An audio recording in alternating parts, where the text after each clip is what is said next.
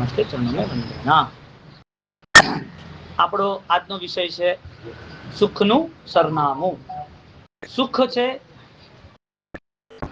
એ બધાને ગમે છે, એટલે જે સુખ જેને ગમે છે એ સુખ એ પામવા મહેનત કરે છે। નિયમ આ છે, સુખ એ દરેક ગતિમાં દરેક જીવને જોઈએ જ છે।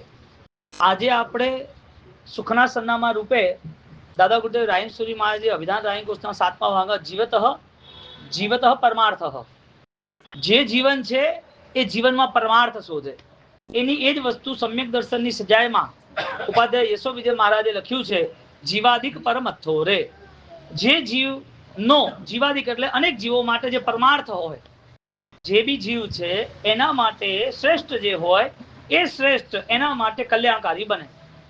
એટલે સરનામું પાર્સલમાં સોનું અને હીરો હોય પણ સરનામું ના હોય તો, લગ્નમાં જવું હોય કંકોત્રી 1000-2000 ની આલી હોય પણ સરનામું ના હોય તો, છોકરા ભણેલા ગણેલા બધા હોય સાચી વાત, પણ એ ગામમાં જાય અને એને ઘર શોધવાનું હોય તો એ ઘર બધે શોધવા જાય, મારું ઘર કયું છે, મારું ઘર કયું છે। એ પહેલા જે 25 વર્ષ પહેલા રહેતા હતા એ અત્યારે કોઈ નથી। હવે તારે શોધવું છે, તું બધાને પૂછવા જઈશ તો તારા પૂછવા દ્વારા પણ તને મળશે કે કેમ એ પ્રશ્ન છે। નહીં મળે એવું તો કહેવાય નહીં, મળી જ જશે એવું પણ કહેવાય નહીં। એટલે જો પાર્સલ એ મૂલ્યવાન હોય કે પછી લગ્નની કંકોત્રી મૂલ્યવાન હોય, એડ્રેસ વગર ચાલે નહીં। અહીંયા શાસ્ત્રકાર ભગવાન આપણને કહે છે કે મૂલ્યવાન જે છે એ વસ્તુ પણ જો મુખ્ય જગ્યા સુધી ન પહોંચે તો પછી એ પણ વસ્તુ ધૂળ થઈ જાય છે, એટલે નિષ્ફળ થઈ જાય છે।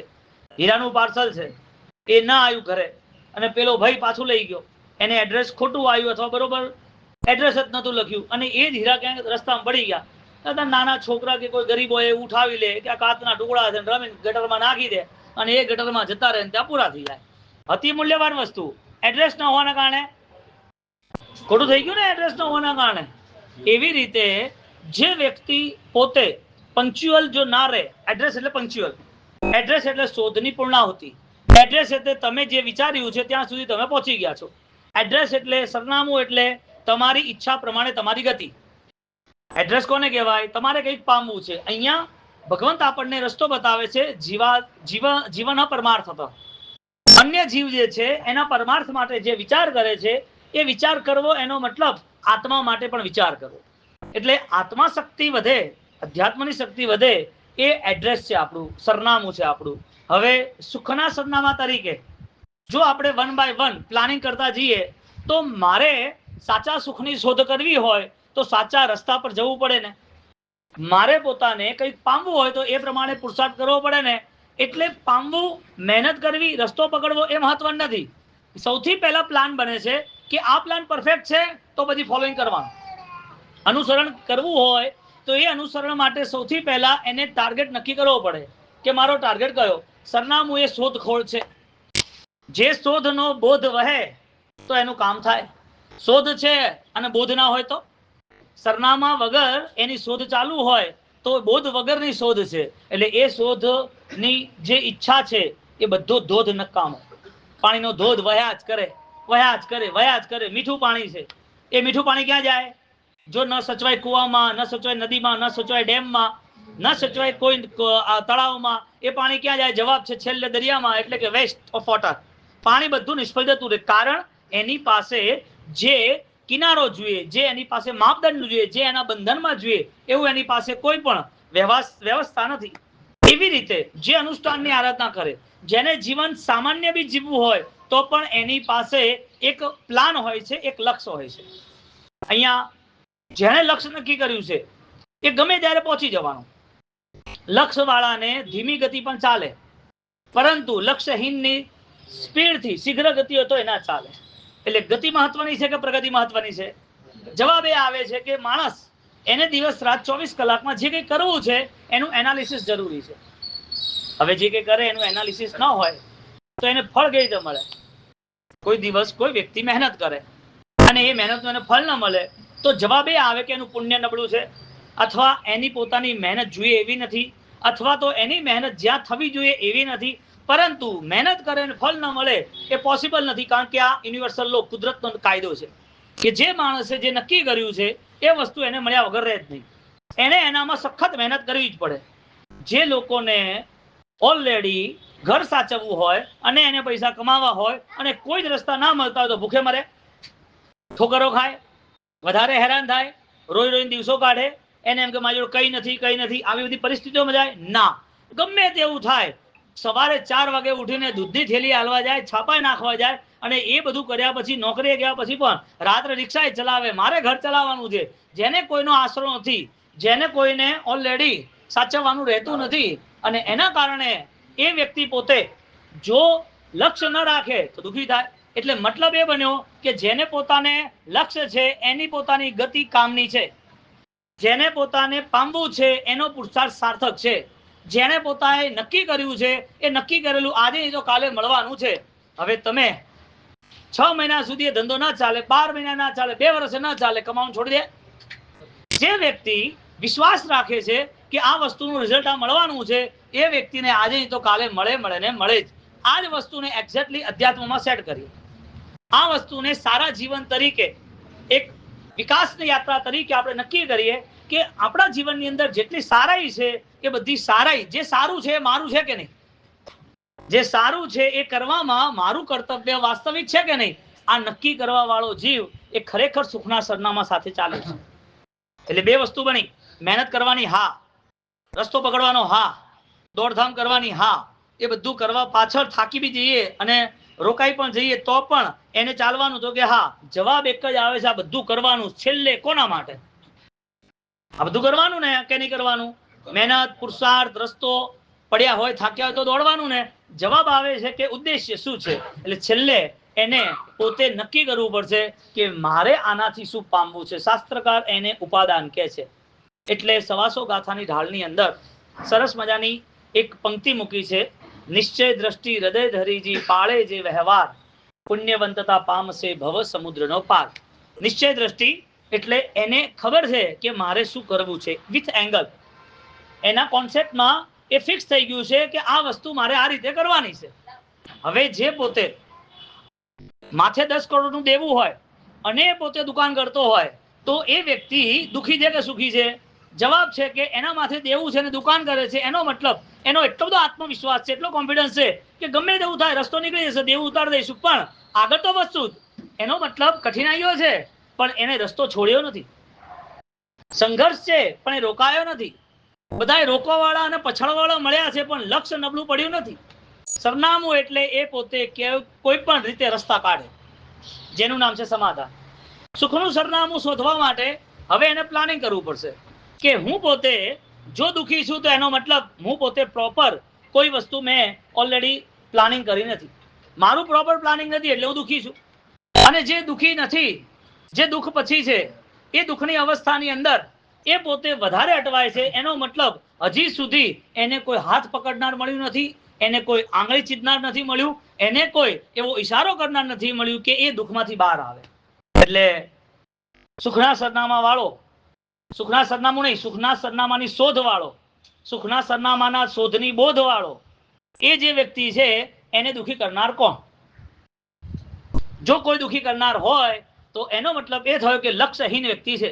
એટલે મનના પરિણામ, મનની જે વિચારધારા છે, જીવનની જે ઘટનાઓ છે, જીવનમાં જે વ્યક્તિઓ મળ્યા છે, એ ક્યારે પણ તમારા મગજમાં તમને વધારે અસર કરવા વાળા ના હોવા જોઈએ.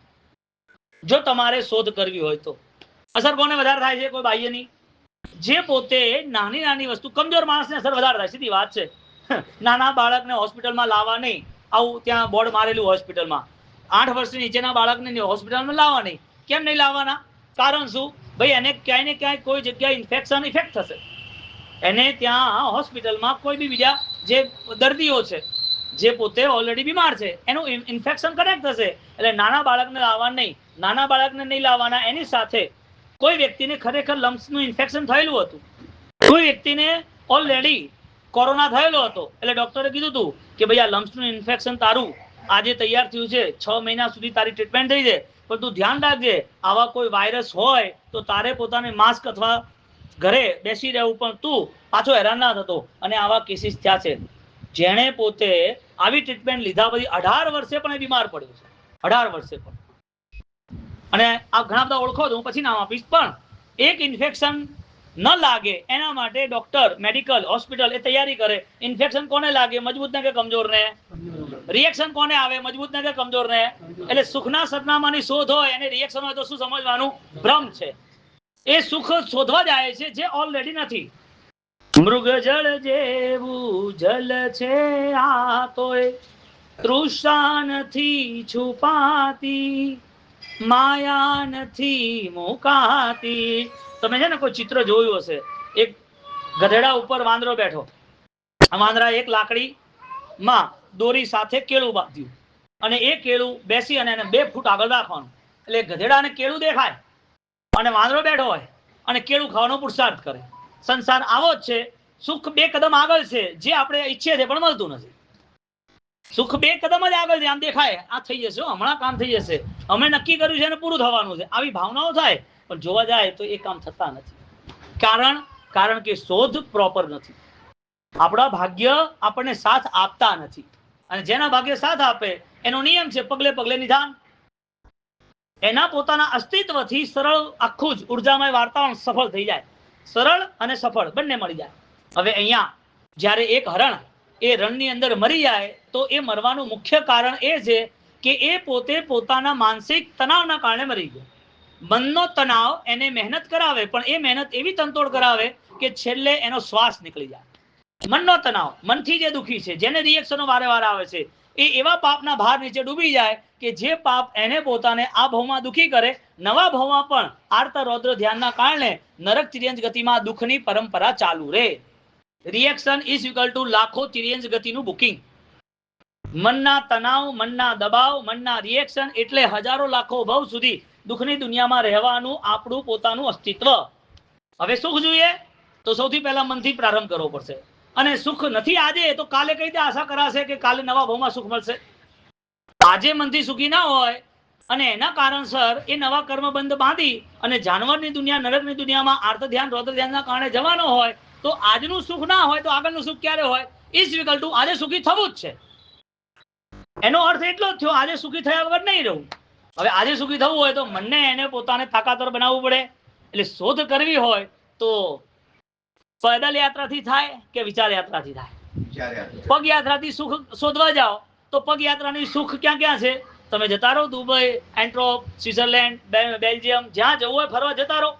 પગ યાત્રા જ્યાં લાગ્યું કે ના અહીંયા સરસ હિલ સ્ટેશન છે ને અહીંયા બધા સરસ મજાના ફ્લો છે, પાણીના ધોધ વયા કરે છે, ગ્રીનરી બેસ્ટ છે, માઉન્ટેન સરસ છે, બહુ સરસ મજા આવી જાય. મહિનામાં જતા આવીએ 3 દાડા બહાર, વર્ષે અઠવાડિયું તો બહાર જવું જ પડે ને, ઘરે રહી રહીને તો ગાડા થઈ જઈએ. કે આવા જેની પદયાત્રાની શોધ છે એની વિચાર યાત્રાની શોધ નથી. સુખ એને બાહ્ય અને બહાર દુનિયામાં જે રહ્યું છે એ એને દેખાય છે. એ બધા સુખની પાછળ એનું પોતાનું માઇન્ડ ફિટ થઈ ગયું છે. એટલે કોઈ પણ નાની વસ્તુ જો એ વ્યક્તિને સુખ અપાવતું હોય, એનો મતલબ એ છે કે કોઈ પણ નાની વસ્તુ એને દુઃખ પણ આપશે. તમને કોઈએ સારી પેન આપી દીધી, સારી ડાયરી આપી દીધી, કદાચ કોઈ ગિફ્ટમાં સારી આઈટમ આપી દીધી અને એ વસ્તુ એને ખુશ કરતી હોય તો સમજી લેવાનું કે આવી નાની નાની વસ્તુ દુઃખ પણ કરશે. કારણ કે સુખના માધ્યમમાં નાની જ વસ્તુ છે, એવી રીતે દુઃખના માધ્યમમાં નાની વસ્તુ છે. એટલે જનરલ આપણે જોવા જઈએ, ઘણા ખરા લોકોના જીવનની અંદર એ સવારને સાંજ સુધી માનસિક તણાવથી બહાર નથી આવતા. રિએક્શન વિથ એક્શન, બધા મનના તણાવ છે એટલે એ તણાવ સાથે એને પોતાને ચાલતા રહેવાનું, એને બધા રિએક્શનોનું આચરણ કરતા રહેવાનું. એ આચરણની અંદર એનામાં, એના પરિવારમાં, એના ભાઈ બહેન, પતિ પત્ની, સાસ સસુર, જે કોઈ બી હોય, દુકાનના માણસ, સ્ટાફ, સમાજ, જે કોઈ બી હોય, એ બધા માટે એની એક પોતાની આખી ડાયરી ફિટ થયેલી છે. મનમાં બધા ડેટા તૈયાર થયેલા છે. એટલે રિએક્શન આવે એનો મતલબ પાસ્ટ મેમરી ક્રિએટ છે. ભૂતકાળની અંદર જે જે ઘટનાઓ ઘટી હતી એ બધી મેમરી એના દિમાગની અંદર તૈયાર છે. હવે જે મેમરી એને દુઃખ આપનાર હોય એ દુઃખ એની રજૂઆતમાં આયા વગર રહેશે નહીં. એટલે મન જ્યારે રિએક્શન કરે ત્યારે સમજી રાખવાનું કે અંદરનો એક જાનવર બહાર આવ્યો. જેટલી વાર રિએક્શન થાય એટલા જાનવર બહાર આવ્યા. એ જાનવર બહાર આવ્યા જે આજે 2 પગના છે, જે કાલે 4 પગના થવાના છે. કોઈ માણસને જાનવર તો કહેવાય નહીં, પણ કોઈ માણસ વધારે ગુસ્સો થાય તો માણસને કહી દે તું તો કૂતરા જેવો છે. કયો શબ્દ વાપરે? તારા કરતા તો જાનવર સારો. કયો શબ્દ વાપરે? ગધેડાને ખબર નથી પડતી કે. કયો શબ્દ વાપરે? આનામાં બુદ્ધિ નથી, બારદાન છે. કેમ આવા રફ શબ્દ આવે? માણસ માટે જાનવરની ઉપમા હોય? જ્ઞાની કહે છે કે 2 પગનો માણસ કાલે જાનવર બનવાનો છે, એની પહેલા એની તૈયારી થઈ ગઈ. કારણ કે એના વચનમાં કટુતા છે, એના મનમાં તણાવ છે, એના વ્યવહારમાં પણ વિરાટના અપરંપાર એટલે કે ખતરનાક છે. એના મન વચન કાયા ત્રણે એ બધા જ એને પોતાને જાનવરની દુનિયામાં લઈ જવા માટે પ્રોપર લાયસન્સ આપીને બેઠું છે. કારણ કે આપણી પાસે જે અધ્યાત્મની શક્તિ હોવી જોઈએ, સત્ય સુખની ઓળખ હોવી જોઈએ, સત્ય સુખની ખોજ હોવી જોઈએ, સત્ય સુખના સરનામા હોવા જોઈએ, એની માટે આપણી કોઈ વિચારધારા નથી. એટલે ધર્મ કરવા પહેલા સૌથી મોટું કર્તવ્ય બને છે કે મારા ધર્મની ભૂમિકા મારા પ્લાન સાથે શરૂ થાય, જેનું નામ છે ઉપાદાન, જેનું નામ છે અધ્યાત્મ, જેનું નામ છે પરિવર્તન, જેનું નામ છે પરમાત્માના શાસનની અંદર પ્રવેશ. ટીલા ટીપકાથી અને ચરવડાથી શાસનમાં પ્રવેશ થઈ જતો તો આ તો સસ્તો સોદો છે. તિલક લગાવ્યું, સામાયિક પ્રતિક્રમણ કરી લીધા, તપસ્યા થઈ ગઈ, આ તો સસ્તો સોદો છે. આનાથી શાસનમાં પ્રવેશ થઈ જાય તો સમ્યક દર્શન થી શાસનમાં જેને પ્રવેશ કરો એને શું કરવાનું? વીરતીથી જેને શાસનમાં પ્રવેશ કરો એને શું કરવાનું? એટલે ભગવંતે આખી ભૂમિકા બદલી નાખી.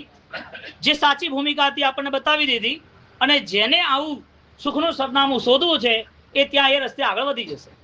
હવે અહીંયા સુખના સરનામાની પાછળ આપણી પાસે નિશ્ચય દ્રષ્ટિ હૃદય ધરી છે. શબ્દ વાપર્યો છે જીવાદિક પરમથ્થો રે.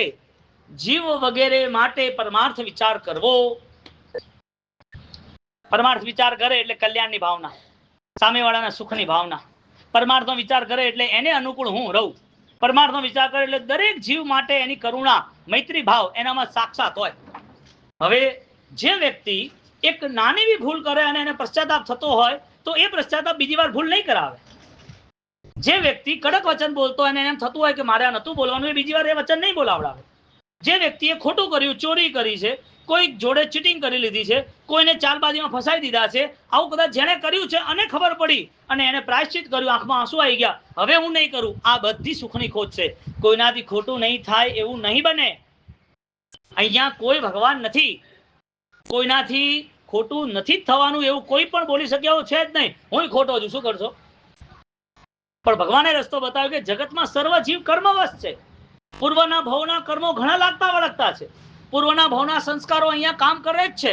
એટલે આ સંસારની અંદર એક વ્યક્તિ પણ એને ખોટું ન કર્યું હોય એવો મળવો મુશ્કેલ છે. નહીં મળે એવું ના કહેવાય, મળવો મુશ્કેલ છે. પરંતુ શાસને આપણા પર પરમ ઉપકાર કર્યો. સુખનું સરનામું શોધવું છે, ખોટું થઈ ગયું ભૂલી જાવ, એની બહુ મહત્વતા નથી. માણસ છીએ, ભૂલને પાત્ર છીએ, ભગવાન નથી. ભગવાન હોય તો ભૂલ ના કરે. આપણી ભૂલો થઈ જતી હોય તો એનો મતલબ એ બન્યો કે મારે પ્રાયશ્ચિત, આત્મશુદ્ધિ માટે કદમ ઉઠાવવું પડે.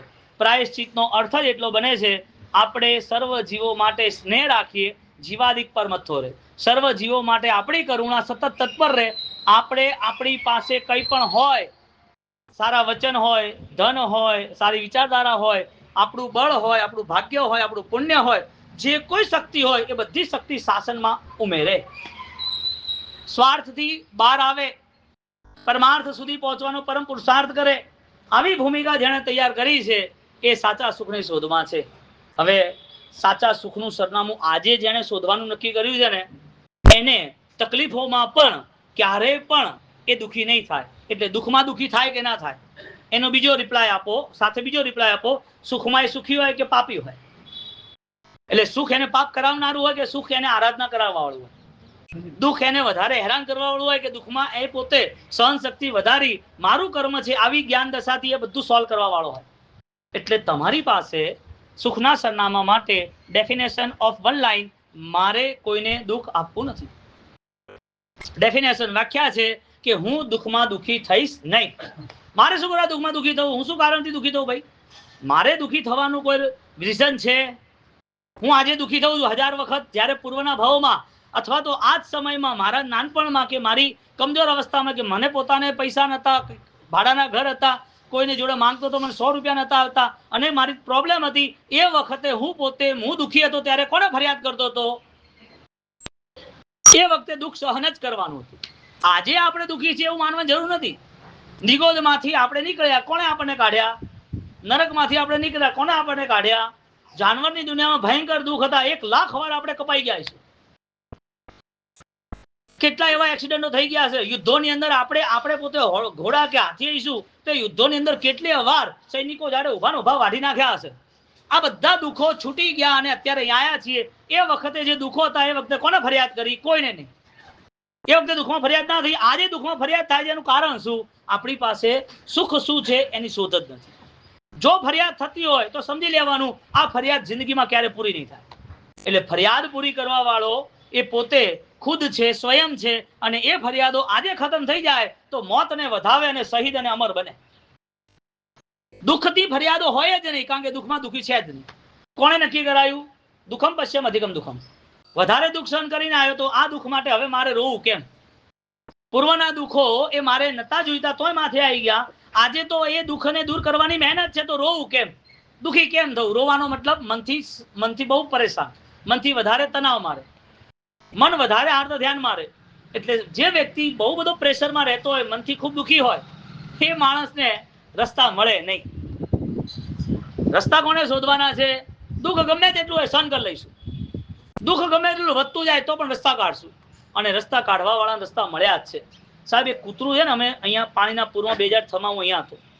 એ વખતે ગોપીપુરા હનુમાન 4 રસ્તા ગૃહ મંદિરમાં ઉપર અને પાણીનું પૂર કૈલાસનગરમાં 25 ફૂટ પાણી આવી ગયું હતું. ગોપીપુરા નતું, બાકી અડાજણ આખું પાણીમાં જ હતું.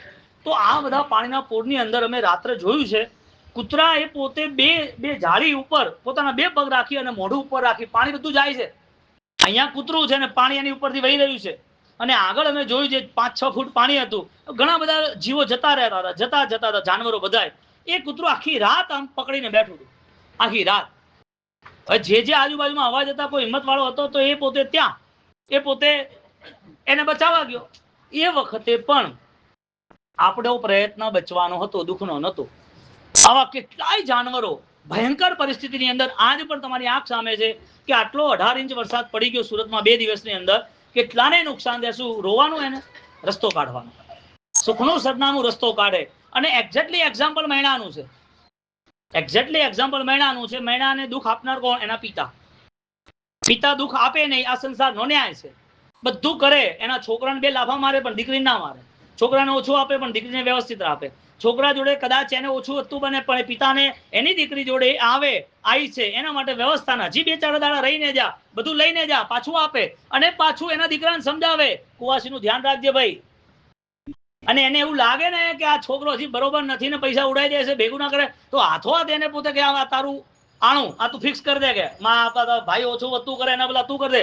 આટલો પિતાને પ્રેમ દીકરી માટે હોય છે. એ દીકરી માટે જે પિતાને પ્રેમ હોય એ પિતા દુઃખ આપે વાતે છે. તો પ્રજાપાલે એને દુઃખ આપ્યું. કોને? મૈણાને. મૈણાને દુઃખ આપ્યું કે તું મારી આંખ સામે ના જોઈ, તારે અહીંયા નથી રહેવાનું. એને કોઈ પણ હેલ્પ કરશે એને પણ ઓલરેડી ભયંકર સજા મળશે. તમે ગમે તે રાજ્યમાં જતા રહો, હું શોધીને અહીંયા લાવીશ અને તમને મૃત્યુદંડ સુધી હું લઈ જઈશ. મારી દીકરી હોય તો શું થયું? એને એનાઉન્સમેન્ટ કર્યું, તારે અમારી જોડે રહેવાનું નહીં, તારી કોઈ મદદ કરશે નહીં. દુઃખ શું છે તને બતાવીશ અને તું દુઃખમાં ત્યાં આ કોઢિયા જોડે જા, તારા લગ્ન કર. અને તને પોતાને ફૂટપાથ પર રહેવાનું આવે, મચ્છર કઈડે, જૂઠા ખાવાના આવે, ભૂખ્યા રહેવાનું આવે, ઠંડી ગરમી સહન કરવાની આવે, લોકો ઠોકરો મારે, અપમાન થાય, કોઈ રહેવા ના દે, મહેનત દૂર દૂર સુધી પરેશાન થઈને દોડવાનું થાય, એક પછી એક ગામ બદલવાના થાય. આવી ભયંકર દુઃખની સ્થિતિમાં તું રહે ત્યારે તું મને યાદ કરજે કે પિતા હોત તો સારું હોત. પિતાએ એને પ્રશ્ન પૂછ્યો, મારા કારણે તું સુખી છે ને? ત્યારે એને ના પાડી, તમારા કારણે સુખી નથી, તમે ઉપકારી છો. તમે ઉપકારી છો, તમારા કારણે હું સુખી નથી, મારા કર્મના કારણે હું સુખી છું. પિતા કે કઈ વાંધો નહીં, તારું કર્મ સુખનું છે તો દુઃખનું આપી દઉં. કે તમે પિતાજી મને દુઃખ નહીં આપી શકો. મારા ભાગ્યમાં લખ્યું હશે જ્ઞાનીએ દીઠું જોઈ, એવું નવપદજીના રાસમાં આખા ચોપડાની અંદર આ એક વાક્ય લખી છે. નવપદજીનો રાસ ઓળીની અંદર વંચાય છે. એ મુખ્ય ટાઇટલ છે નવપદજીના રાસનું. મુખ્ય ગાથા છે એટલે મુખ્ય શ્લોક છે જ્ઞાનીએ દીઠું જોઈ. દીઠું એટલે જોયું, જે એમની દ્રષ્ટિમાં જોયું છે જ્ઞાની એ થવાનું છે. એટલે એને એ શબ્દ વાપર્યો, પિતાજી મારા ભાગ્યમાં મારા કર્મમાં જે લખ્યું હશે થશે. અને કે કઈ વાંધો નહીં, તારા કર્મમાં હોય તો જા, કોઢિયા જોડે જતી રહે. કેવી એની શ્રદ્ધા મજબૂત, કેવું એને સુખનું સરનામું શોધી રાખ્યું. એને ખબર જ હતી કે કોઈ પણ દુઃખ લાંબો સમય ટકતું નથી અને કોઈ પણ સુખના ભરોસા નથી. ધર્મનું સુખ શાશ્વત છે અને એ ધર્મનું સુખ સદગુરુ વગર મળે નહીં. હું ગમે તેટલી ભણી હોઉં, 15 વર્ષે ભણી, પણ ગુરુ વગર ના ચાલે. એટલે તરત ગુરુ પાસે ગઈ, પેલા કોઢિયા એટલે સૈનિકને લઈને, સિપાળ મહારાજાને લઈને. સિપાળ મહારાજ લઈને ગુરુ પાસે ગયા, ગુરુદેવ મને રસ્તો બતાવો. સુખનું સરનામું હતું કે નતું? ક્યાંથી મળ્યું? જે પરમાત્માના માર્ગે છે, જે સુખી થવા માટે સતત મહેનત કરે છે, જે પોતે અંતે મોક્ષમાં જવાની તૈયારીમાં છે, મોક્ષ એમને નજીક છે, એવા જે સદગુરુ છે, એવા સદગુરુ નિશ્રામાં ગયા અને કે પ્રભુ શાસનની હિલના થાય છે, સાહેબ મને માર્ગ બતાવો. કેટલી સમાધિ હતી. દુઃખમાં દુઃખી હોય, વાત એટલી છે. નજીકના દુઃખ આપે તો પણ એને શત્રુ માને કે પોતાના કર્મને શત્રુ માને, એટલે એને બદલવા પ્રયત્ન કરે કે પોતાના કર્મને બદલવા પ્રયત્ન કરે. આપણે શું વિચાર કરીએ, આણે ખોટું કર્યું એટલે આવું થઈ ગયું. આપણે શું વિચાર કરીએ, આવું ના હોત ને તો આ ના થાત. આપણે શું વિચાર કરીએ, આના કારણે બધું બગડી ગયું છે. આ બધું નબળા દુબળા માણસોની વિચારધારા છે. નબળો માણસ કેવો હોય? ફીકો હોય, સિંગલ હડ્ડી હોય, બોલવાના ઠેકાણા ના હોય, આંખો ઊંડી ઉતરી ગઈ, મોઢા બેહી ગયા હોય, ચાલી શકતો ના હોય, ખાવાનું તો 1 કલાક જાતો રહેતો હોય, અને એને કોઈ ચાલવાનું કે તો એનો મૂડ ના આવતો હોય કે મારથી આ કશું ન થાય, આળસુ એદીનો પીર. એવું બોલો ને શબ્દ તમે, હા બોલો ને. આ બધા નબળા દુબળાના લક્ષણો છે. આપણે મનના નબળા દુબળા હઈએ તો રિએક્શનો આયા વગર રહે નહીં. કેટલા રિએક્શનો દિવસના હોતા હોય છે? કેટલા? કોઈ લિમિટ જ નથી. કેમ હોય છે? પૂર્વમાં જેટલા દુઃખો સહન નતા કરવા, પૂર્વના ભવોમાં જેટલી પ્રોબ્લેમ્સ બચવા માટે દોડધામ કરતા હતા, એ મન આજે તૈયાર થયેલું છે. એટલે ફટાક દેકર રિએક્શન આવી જાય છે. તરત જ આપણે બધી જ વસ્તુ આપણા મનમાં તૈયાર થઈ ગઈ હોય અને રિએક્શન આવે, મને આ નથી ભાવતું, મને આ નથી ભાવતું, આ માણસ જોડે મારે બેસવું નથી, આની જોડે હું બોલીશ નહીં, આ માણસ તો આવો જ છે, મને મારી રીતે કરવા જોઈએ છે. આ બધા મનના દુષ્પરિણામો એ આપણને કોઈ નવા કર્મો જોડે લઈ જાય છે? નવા ભવો દુઃખના તૈયાર કરાવે છે? જવાબ છે હા. શાસ્ત્રની દ્રષ્ટિથી આર્ત ધ્યાન મનના પરિણામોમાં વધારે ને વધારે દુઃખ સંકલેશો ઉભા રહે, બહુ બધી સંસારની બધી લોકો બધી વસ્તુઓની ચિંતાઓ થતી રહે, એને ઊંઘ 1 મિનિટમાં ન આવતી હોય, આવા વ્યક્તિઓ માટે આજે ભલે માણસનું જીવન હોય પણ કાલે શાસ્ત્રકાર કહે છે કે માં આરંભરો વૃદ્ધો, એ લોકોના જીવનમાં નરક અને તિર્યન સિવાય કઈ નથી. એટલે તમારી પાસે આગળના ભવનું કોઈ પ્લાનિંગ નહીં. ચલો ભવ છોડો, આગળની જે અવસ્થા છે એનું પ્લાનિંગ નહીં, એ બી છોડો. આજે જે રીતે જીવીએ છે એ રીતે પરિવારને કેવા સંસ્કાર અને પરિવાર કઈ છાયામાં ઉછરે છે એનું પ્લાનિંગ નહીં. એક નાના છોકરાને પણ 10માંથી 12માં જવું હોય તો ભણે વ્યવસ્થિત. એક માણસને એને પોતાને ગામથી અહીંયા આવ્યો હોય સુરત, તો એ પોતે ધંધે લાગવાનો હોય તો એને સમજણ પડે છે કે મારે અહીંયા સ્થિર થવાનું છે, એટલે મારે 12 કલાક નોકરી કરવી જ પડશે, નહીં ચાલે. મારે ઘર તૈયાર કરવાનું છે, કેવી રીતે ચાલશે? આ કોણ નક્કી કરે? જેને પોતાને ખરેખર પરિવર્તન લાવવું છે નક્કી કરે. આપણી પાસે કોઈ પ્લાનિંગ ખરો? પેલા છોકરાને પ્લાનિંગ બતાવે 4થામાંથી 5મામાં જવાનું. જે છોકરો નોકરી કરે છે પ્લાનિંગ બનાવે કે તું ધંધો શીખી લેજે, વર્ષમાં આપણે દુકાન કરવાની છે, એને આખું ફીચર બતાવે. અને આપણી પાસે આગળના ભવનું શું છે ખબર નહીં. આગળનો ભવ ન માનવા વાળો હોય તો જીવનમાં સામે ઘડપણ તો દેખાય છે. જે લોકો આપણી આંખ સામે જે લોકો બીમાર પડી ગયા છે એ તો દેખાય છે. જે લોકો અચાનક અપડાઉન થઈ ગયા છે, જેને પોતાને નુકસાનો આવ્યા છે એ તો દેખાય છે. આ બધા પરિવર્તન જે દેખાય છે એ બધાના જીવનમાં ઘટિત થયા એવી ખબર પડે છે. આપણા જીવનમાં એવું થવાનું જ નથી. ના થવાનું હોય તો ધન્યવાદ, પુણ્યશાળી હો, તમે શાશ્વત રહો, અમર રહો, બીજી 100 પેઢી દેખતા રહો, બીજી 100 પેઢીના દર્શન કરો તમે. પોતરાના કઈ થવાનું જ નથી ને. અહીંયા તો ઘડપણ આવશે નહીં, બીમારી આવશે નહીં, મોત આવશે નહીં, આવું કઈ આવે નહીં ને? કે આવે? શરીરનો સ્વભાવ છે, જે આપણું નથી એ જવાનું છે. પ્રભુ, શરીરનો સ્વભાવ છે, આપણું હોય અને એ આપણું થાય તો સમજી લેવાનું કે એ ધર્મ છે, શાશ્વત છે. આપણું છે કઈ?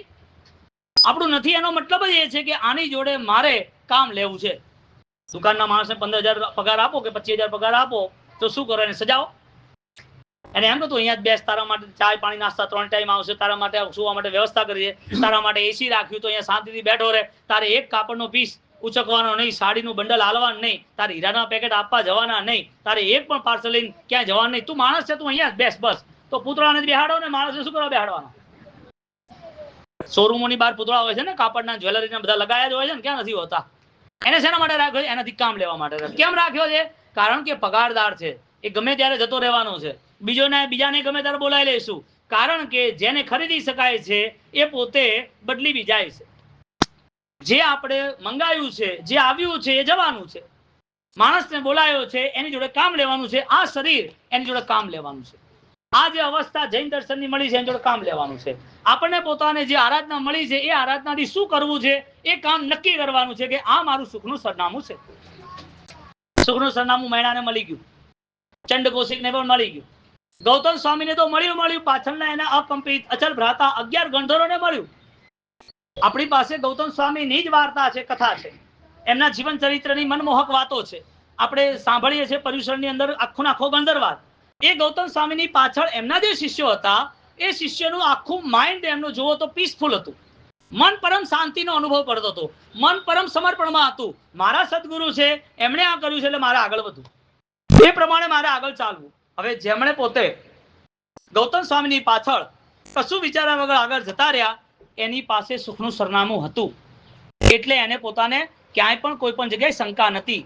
એ બહુ નિશ્ચિંત હતા કે મારા ગુરુ આ છે અને એ ગુરુએ જે કર્યું છે એ ગુરુ સાથે મારે જોડાવું છે, મારે આ કરવાનું છે. કેટલું હાઈ લેવલનું એનું પોતાનું સમર્પણ અને હાઈ લેવલમાં એની પાસે બેસ્ટ એડ્રેસ છે.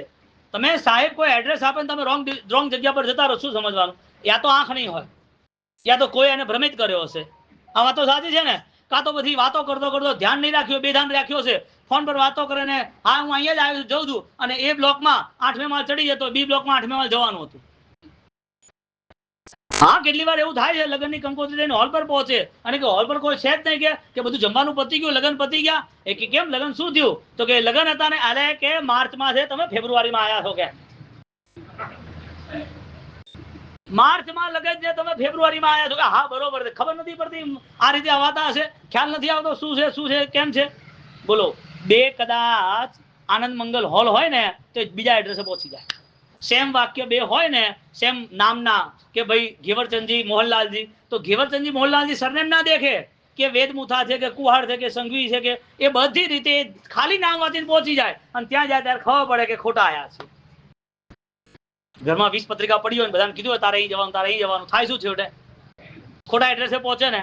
ખોટા એડ્રેસે પહોંચવા વાળો બેધ્યાન હોય, યા તો એને આંખે દેખાતું ના હોય, યા તો એ પોતે ભ્રમમાં રહેતો હોય, યા તો કોઈની વાતોમાં આવ્યો હોય. એટલા માટે એ પોતે દુઃખી થાય. બોલો, એડ્રેસ પ્રોપર ના હોય તો દુઃખી ખરો કે નહીં? આપણે સુખના સરનામાની વાત હશે, આપણું એડ્રેસ એક જ છે, મને રિએક્શન થતા નથી. કયું એડ્રેસ છે? મને કોઈ રિએક્શન નહીં થાય. આ દુનિયામાં બધા સારા બધું સારું. કયો શબ્દ છે? આ સંસારની અંદર બધા સારા બધું સારું. હવે તમે રિએક્શન લાવો, તું ખોટો છે બોલો, આ બરોબર નથી બોલો, આનાથી ધ્યાન રાખવું પડશે, આનાથી સમજાવવું પડશે, આ બોલો. કેમ? હવે નહીં બોલાય, કારણ કે આપણા દિમાગની અંદર ઘણા બધા બીજા કામો છે, આપણે ઘણું આગળ વધવું છે, આપણે ઘણા રસ્તા કાઢવા છે, આપણે આપણા માટે મહેનત કરવાની છે. સમયનું ઇન્વેસ્ટમેન્ટ જેણે પોતા માટે કર્યું છે, તેનો પૈસાનું નહીં, સમયની વાત છે. સમયનું ઇન્વેસ્ટમેન્ટ જેણે પોતાના માટે કર્યું છે એને કોઈ રોકી શકતું નથી. તમે ગૌતમભાઈ અદાણીને કહો કે કલાક માટે અહીંયા ઓલરેડી તમે અહીંયા બધે પ્રોગ્રામ છે અને અહીંયા આવી જાઓ. તમે રિલાયન્સ વાળાને કહો કે આપણે અહીંયા 3 કલાક સરસ મજાની નવી મૂવી બની જાય અને તમારા માટે જ રાખીને તમે જોવાઈ જાઓ, અને હું તમારો ફ્રેન્ડ છું, આખો શોરૂમ એટલે આખું ટોકીઝ મેં બુક કરેલી છે, આવે? એ કે મારી જોડે આવો ટાઈમ જ નથી. પૈસા જતા રહે તો કમાઈ લેવાય, સમય જતો રહે તો ના આવે. પૈસા કમાવાના 1000 રસ્તા છે, આયુષ્યના 1000 રસ્તા નથી સાહેબ. સમય જતો રહે ક્યાંથી લાવશો? જ્યારે પગ પકડાઈ જતા હોય, કમર પકડાઈ જતા હોય, આંખની તકલીફ હોય, ડોક્ટરોની દવાઓ રેગ્યુલરમાં રૂટીનમાં ચાલતી હોય, ફાઇલોના કારણે ઓલરેડી બધા ચેકઅપો થતા હોય અને ધીરે ધીરે બદલાવ આવે એવું શરીરમાં ખબર પડતી હોય, એ વખતે ભરોસો કોનો રાખશો? જે શરીર દુઃખનું જ એડ્રેસ છે. શરીર એટલે દુઃખનું જ કારણ. દુઃખ જ ઊભું થશે આજે તો કાલે, એ નિયમ છે. નથી થયું એ પરમાત્માની કૃપા છે, નથી થયું આરાધનામાં જોડાવાનો અવસર છે. એટલે જે શરીરમાં દુઃખ આવવાનું છે, નથી આવ્યું તો શું કરવું, અને જે દિવસે દુઃખ આવશે એ વખતે શું કરવું? સુખનું સરનામું શોધ્યું હશે કઈ નહીં થાય. સુખના સરનામાની એક જ વ્યાખ્યા છે, મને રિએક્શન આવતું નથી. કયો શબ્દ છે? મને રિએક્શન આવતું નથી. દાદા ગુરુદેવ રાયણસુરી મહારાજ સાહેબ, એમનો કેટલો પુણ્ય પ્રભાવ, કેટલી એમનું પ્રતાપી જીવન. મોહન વિજયજી મહારાજ સાહેબને ખાલી એટલું કહે છે કે આ જે માટલું છે એ માટલામાં મંત્ર તંત્ર મેલા કરેલા છે અને એ માટલાની અંદર આ યતિએ મારી નાખવાનો આખો જ એક બ્લેક મેજિક, એક ટોટકો કર્યો છે. એ બ્લેક મેજિકનું આ માટલું એ મૂકવા જતો નથી. એ મૂકવા જાય તો એમ કે હું મરી જાઉં, હું સડીને મરું, તડપીને મરું, અને મરવામાં પણ લાંબો સમય જાય. એટલે મારું મોત એક દિવસની જગ્યાએ 1000 દિવસ સુધી ખેંચાય. એક દિવસમાં ભયંકર દુઃખ છે, એવા દુઃખો 1000 દિવસ સુધી સહન કરવાના, અને એ ના પાડે છે એ કે મને આજે જ મારી નાખો, તમે બધું સાંભળ્યું છે, આ માટલું મૂકવા તમારે જવાનું છે.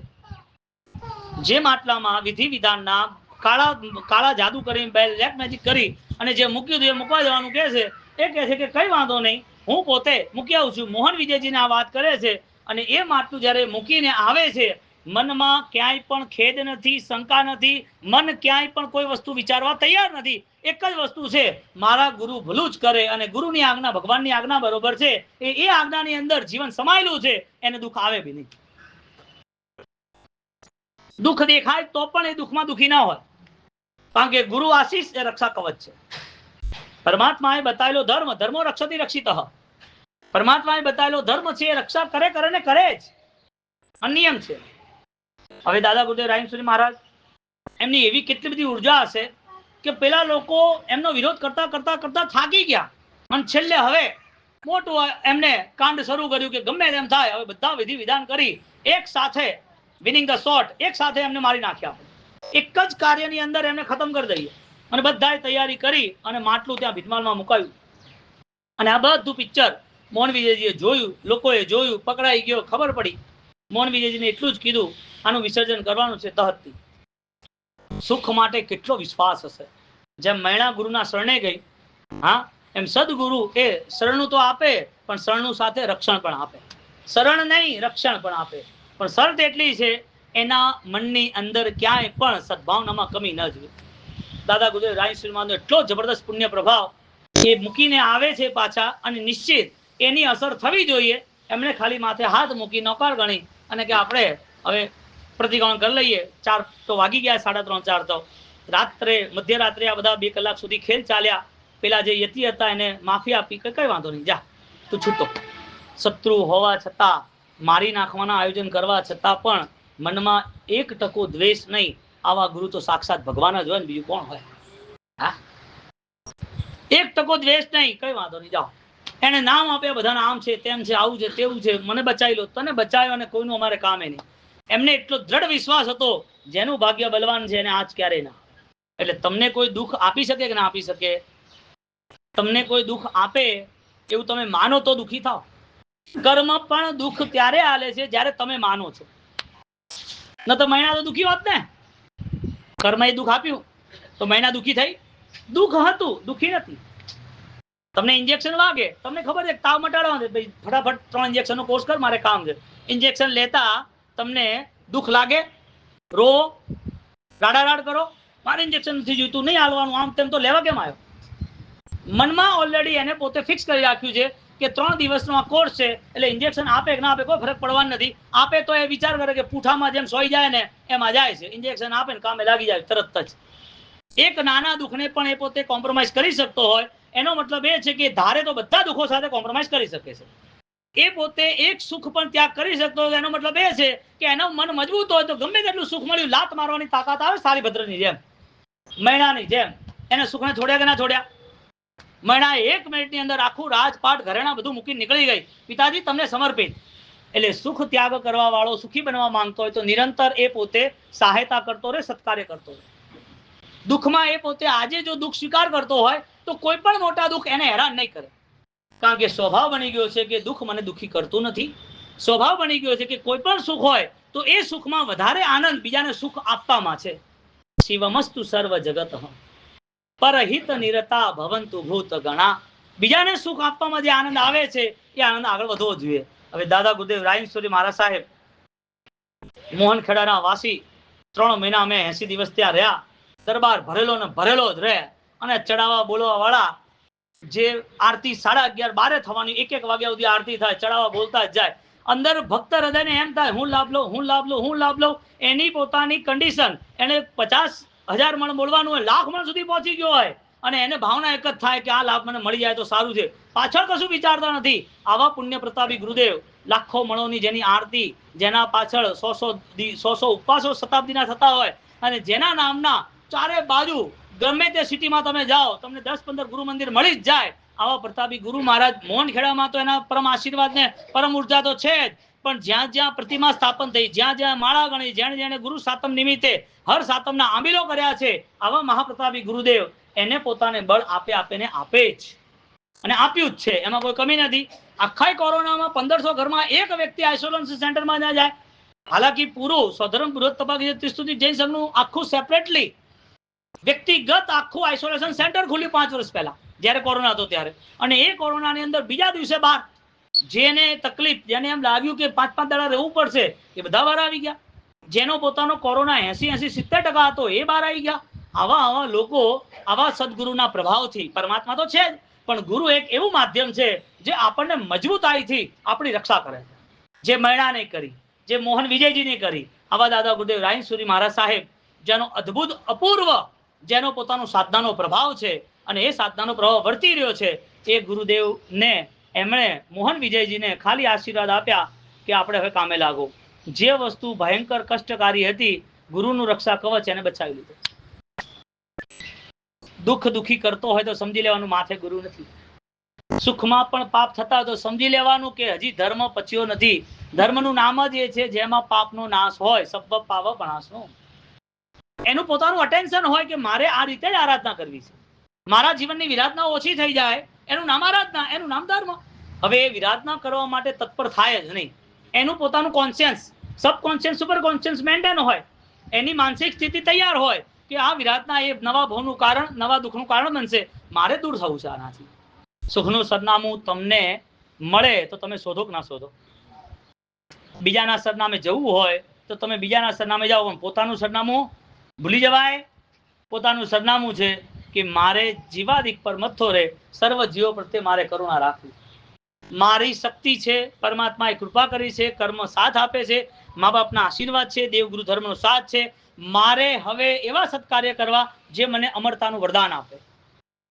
હું અમરતા સાથે આગળ વધું. કેવો આનંદ આવે કોઈના જીવનમાં આંસુ લૂછીને તો દેખો, કોઈને ભોજન આપીને તો દેખો, કોઈના જીવનમાં પાણી પાઈને તો દેખીએ. એની આંતરડી ઠરી હોય અને તમને દુઃખ આવે ક્યારે બને? અને એમાં પણ એ પોતે ગુપ્ત રીતે કરતો હોય, સામને વાળાને એમ ન થાય કે સંકોચ કે આણે મને કંઈક આપ્યું છે એટલે મારે રિસ્પેક્ટ કરવો પડશે.